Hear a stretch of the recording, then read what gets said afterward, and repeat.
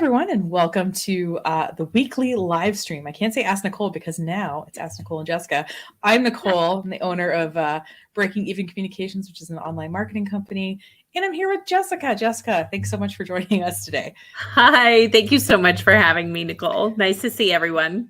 Well, today we're going off of a topic that we started last week. And honestly, like you did a bulk of the research on it, which is all about running social media contests. And in a previous stream, I just mentioned running a giveaway on social media, and I didn't even give it a second thought. And I thought, we really should give people some more information. And you found some awesome information.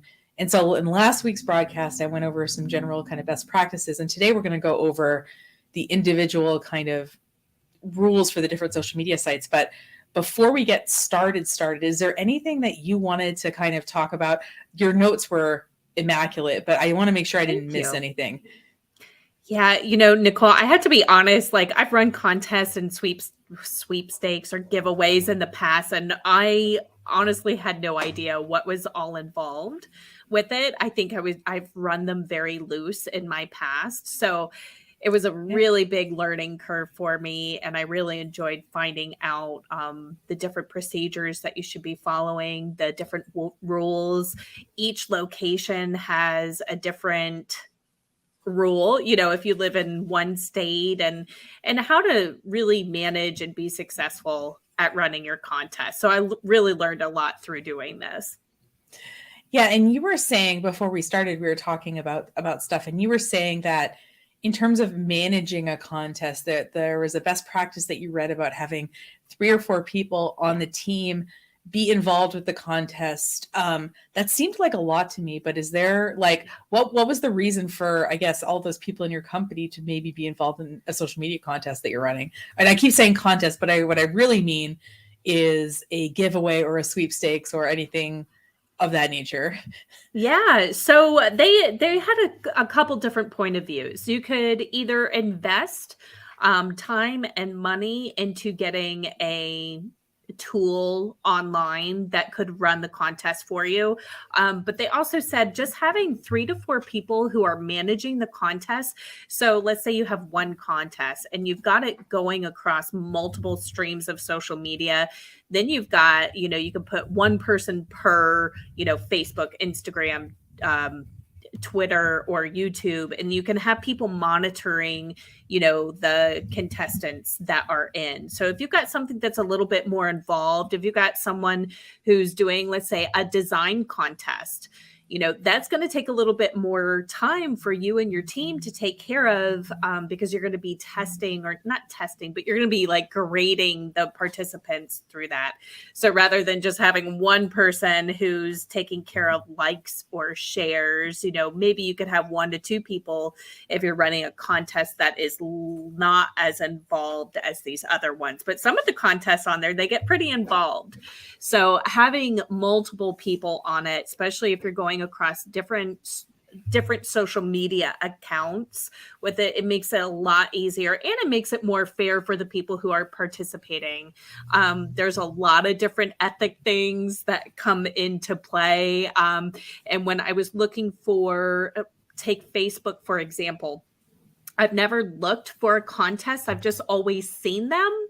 So actually going in and trying to find a contest was much harder, because you have to be a part of these pages and these groups to see the contest that's due to, avoiding putting things on your personal page, which is not allowed.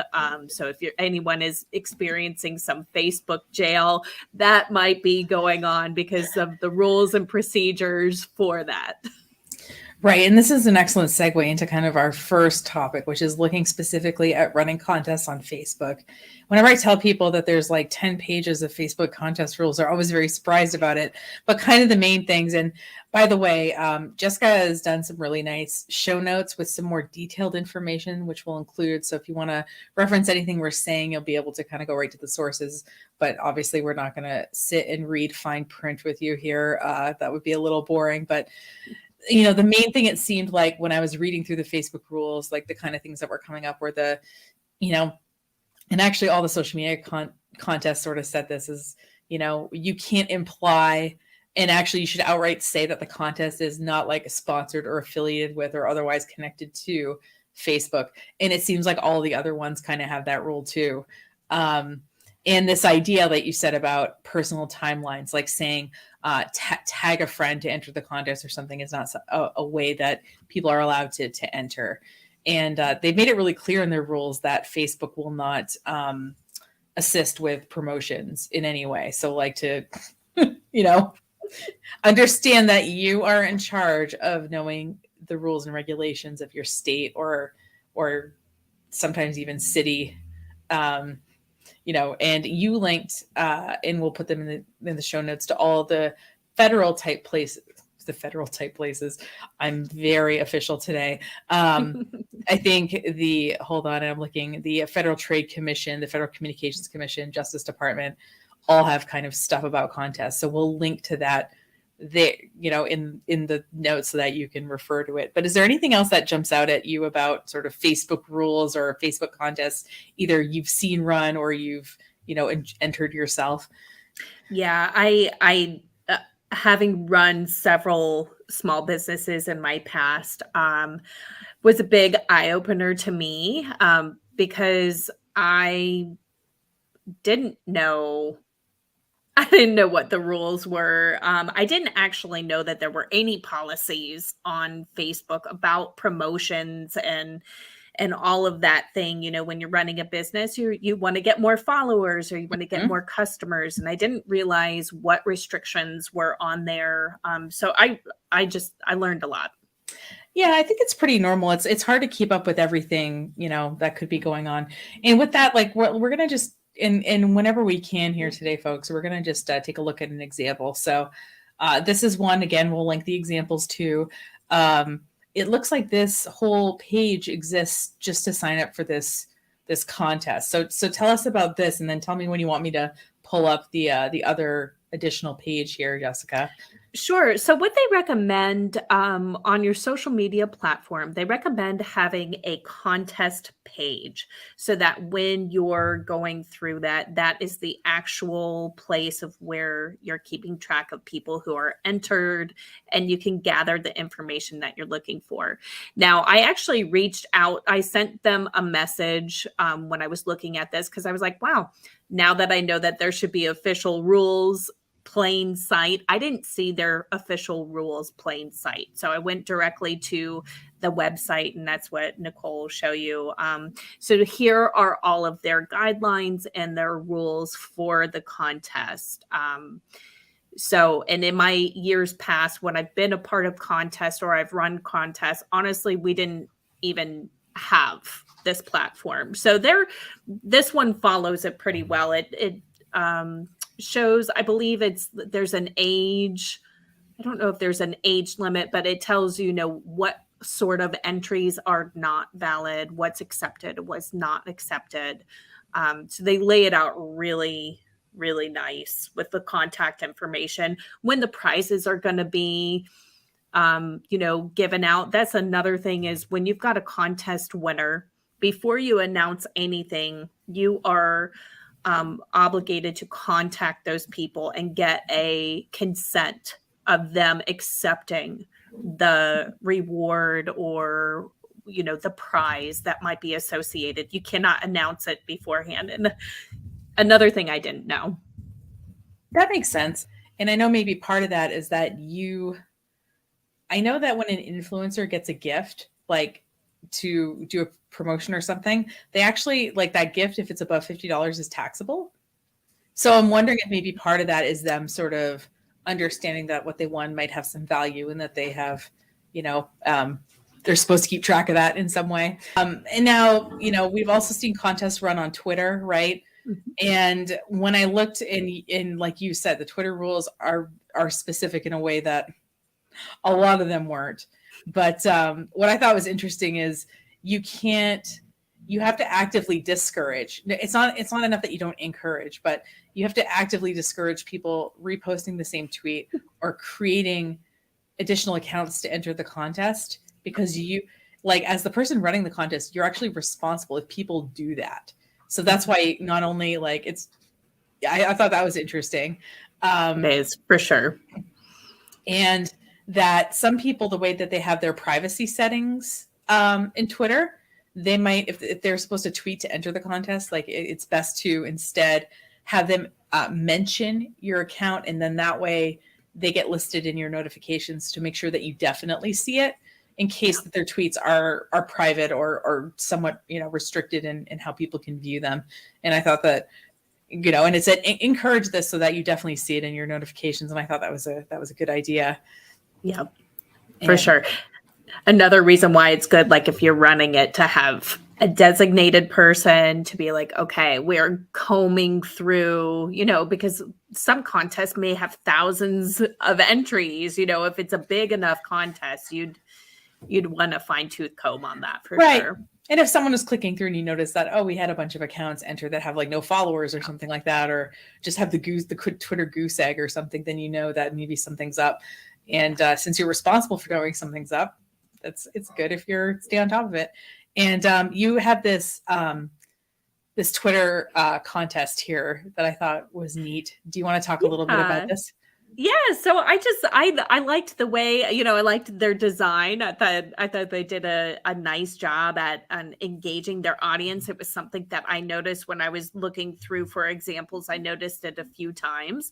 You know, they have got good hashtags. The puzzle game hashtag, that's another thing that they've not really for like rules or specifics, but they encourage, especially on Twitter and Instagram, go ahead and create a hashtag with the specific contest name in it so that it is easier to track. Facebook, of course, works a little bit different with that, but I just thought they did a really nice layout on it. Everything is clear. You know when it's ending, you know what it is, you know, for more details. I just felt that they laid that out really nice. And it was pretty cool because you could see, you know, it's got a pretty good engagement rate already. And it's, you know, going until the end of the month of April. Oh, yeah. It just started. Wow. Yeah. So it's got a good engagement rate. And that was, I think when I looked for it in Twitter was the easiest one to find contest in. But that one came up. If I searched 5 times, it came up every time I searched. So they did a really great job putting that one out there.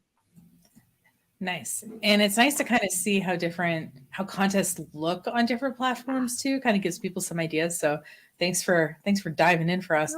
Now, this next one, I haven't seen a lot of contests run on LinkedIn, but I thought that it was interesting that they made it a point of saying, again, they're like, you know, let's make it clear it's not an affiliation directly with our platform, but that data scraping wasn't allowed. So like having someone enter your contest and then pulling their email or pulling their job title or something from that and using that in some other way is not allowed. And I think there is a lot of data mining in LinkedIn. One of our clients, they have a firm that like goes through and looks for LinkedIn email addresses and like messages people. And I'm just like, oh my God. And I exported my LinkedIn data the other day because I'm trying to organize my contacts. And I realized that not even a third of people list their email address on LinkedIn. And now I know why. And now I know where I'm getting all these spam emails from. I think they grabbed it from my LinkedIn. Absolutely. I actually noticed that in the last month. And I think it was because I was traveling too, is that my information got picked up in different regions. And it's like, okay. Yeah. They're sniffing around trying to steal you, Jessica. Yeah, I know, right? It's not happening. Don't worry. And we didn't find a LinkedIn example. It's like I said, it's something that's technically allowed, but it doesn't seem like a lot of people do. But just know that it's allowed, I guess. And then YouTube is we've seen some contests in. So I thought this was funny the way that they said like tricking participants into giving away like details, like ways to access their information or something. And I thought this was an interesting thing too. It was like you couldn't artificially inflate your metrics. You couldn't show that you couldn't buy a bunch of video views or subscribers or something to show that you had. It had to be organic engagement you know, and showing I thought that was interesting that they made. It's funny because like when you see rules like this, and I don't know if you're like this too, but when you see rules, it's like, okay, the reason that they're saying that is because somebody did it, you know, or Yeah, somebody made it a problem. Yeah. Yeah, I was actually really I think it's great that you mentioned that, because I was really surprised that on the YouTube one, that's what came up too, because buying likes and buying subscribers is a way bigger thing than I realized it was. Yeah. Well, to monetize on YouTube, you have to have 1,000 subscribers and I believe 10,000 watch hours or something. I don't know. Like there's a certain amount of I don't know. It might be more than that, but I know the subscribers is 1,000 minimum to monetize. So I think people want to get to that monetization, and so sometimes they try to take shortcuts. And in one previous broadcast, I made someone like enhance my YouTube videos because I wanted to see if they actually did better in the algorithm, and I wanted to see what they did to enhance them. But I have not bought subscribers or anything. It is tempting though. And everyone share this with your friends. Oh yeah, I won't buy subscribers anyway, but I would appreciate it.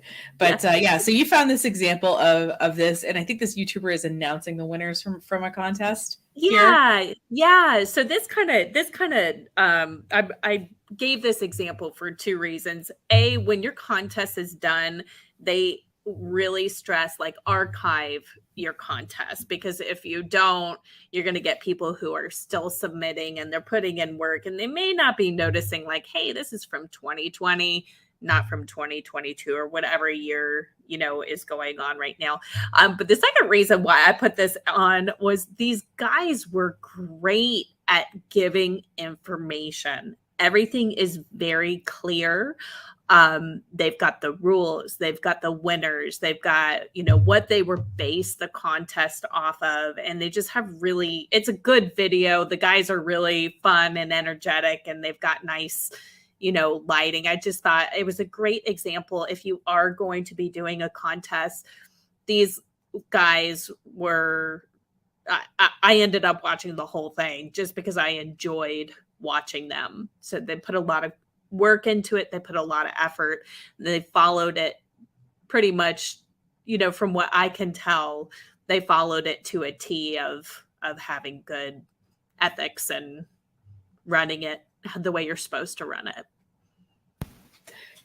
Yeah. And, you know, and I've seen, you know, it's just like you were saying a while ago before we start. It's like you almost have to sort of be following someone or kind of have contests on your radar in a general way to be able to see them, which I thought was like really interesting.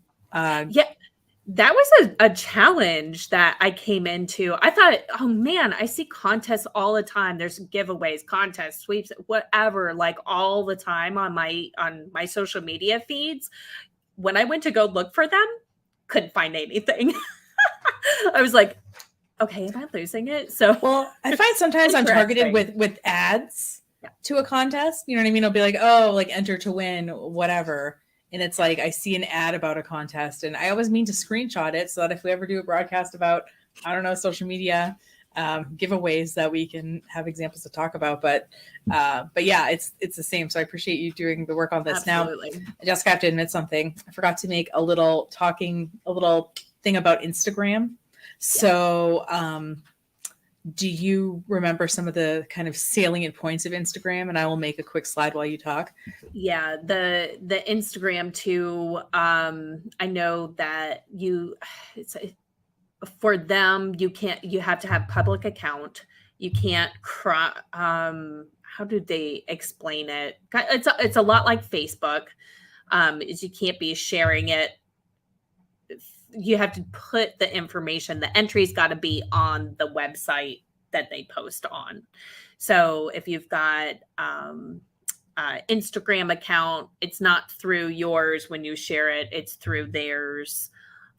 Same thing with the state, you know, because Instagram seems, I found one, and I'm not sure, I'm biased to it because I like roller coasters and I like Wonderland in Canada, but there's an example, and I can put it in the notes, of Wonderland doing one. So you have to, you have to go through, like, are you a US resident? Are you Canadian resident? So you really got to watch, because on Instagram, who knows where the account is from. So, and if you want to join a contest, or you want people to join your contest that you're running, the location is a big one on Instagram, because you don't necessarily know where your people are finding you from. And what I'm wondering is if the reason that I see most contests through ads is because you can be geographically specific when you post an advertisement. You can say, like, only show this ad to X people in this country or in this location. So I'm wondering if a lot of contests are run through ads just because you can really geo-target a little bit more specifically. Mm-hmm. And you had a couple of examples with Instagram that I'm going to pull up here. And let's see. I thought this one was fun. So yeah, the Batman chair. Like, who doesn't want a Batman chair? It's cool. Like, they've got everything laid out for you right there. They make it nice and simple. I like the look of it because they've got the good hashtags are on point. There's not a million of them. Like, sometimes you see contests. I found a couple of contests on there, and it was like, I don't know, 50 hashtags. That to me is like super overwhelming. So I went with something that was a little bit more, straight to the point. It was clear of when it ended. I think it was like the 15th of April, or mid-month or something. And then they would be contacting you. So they did let you know, like, we will be contacting you. This is not, And it seems like, I know we're not really allowed to, like, ask to tag people on Facebook, but it seems like, at least according to this contest, that you can tag people on Instagram. Yes. Yeah. So it does work a little differently. Little bit differently on that. Yeah, the privacy setting is you've got to be public, but you can tag rather than Facebook. You're not supposed to be doing that. So you have to like it, you have to share it on your story and tag them. And I guess the reason you have to tag them is that they actually see it, because if you share it on your story, they don't necessarily know that you did that. And then you have to tag 5 people, and then you have to visit and subscribe to their newsletter. I don't know. Like, it's a cool chair, but I don't know if I want to do all that for the chance at a chair. But it seems like 5,198 people like it. So yeah, I mean, it had a good go on that one. And I figured too, like, for something like that, I mean, I would be willing to give my email for that. So I think it's the series of things. I feel like maybe I'm just kind of lazy about contests. So I mean, we can file that away. Yeah. And then we have another example, and I do think contests on Instagram do seem to happen more than they do other places. So I'm glad you found a couple of examples here. So what about this contest that did you find interesting? I'm a design person. I'm intrigued to a nice design and flowy information. So for me, I thought their information was put together really well. It had a nice picture. I know that it ends April 1st. It's just one of those, I think too, I've seen some contests that when I'm on social media, it's like, you don't really know what's going on when you look at them. So they did a really good job at this, but they also stress, like, no purchase is necessary. So in your contest, there should be no monetary requirement. So that's for any of them. Yeah, and they have also said that it's no way administered, endorsed, or whatever by Facebook. So they're kind of following that rule as well. So yeah, I mean, so we'll link obviously to these contests in the show notes.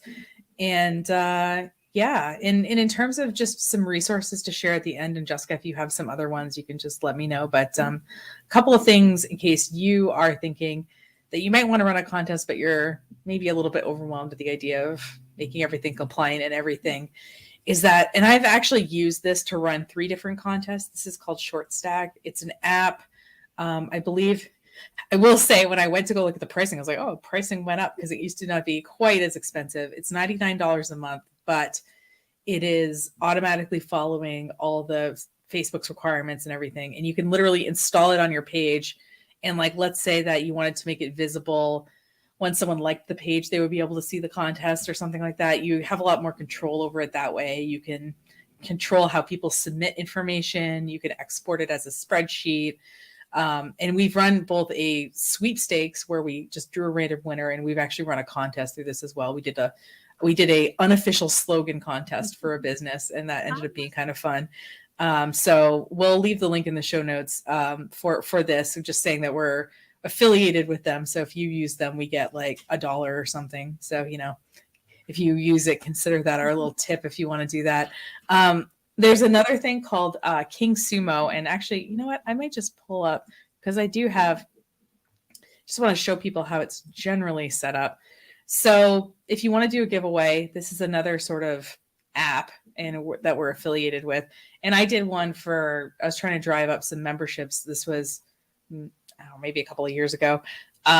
And so we you write up the things, you put your start and your end date, you put a number of winners. So it'll automatically pull 2 random people, because I said 2 here. I said, who's running so we just put in all the information and, ask for the things that they provide, click which platforms to share, that we want them to share it with, hashtags, bonus entry. Anyway, so it just lets you go through. There's default rules set up. So if you want something kind of a little bit done for you, that's another way to do it as well. This is just a freestanding page. So it's not associated with like Facebook or Instagram or anything. It's like you can use Facebook or Instagram to send people to this page where it happens. The main thing though is you should collect phone numbers or email addresses with this particular one.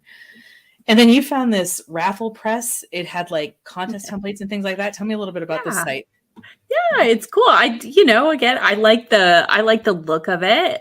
So if you're looking, I really like working with a template. It's going to give you the information that you need for your contestants, and it's going to keep you compliant. And I think those 2 things, that they go a long way.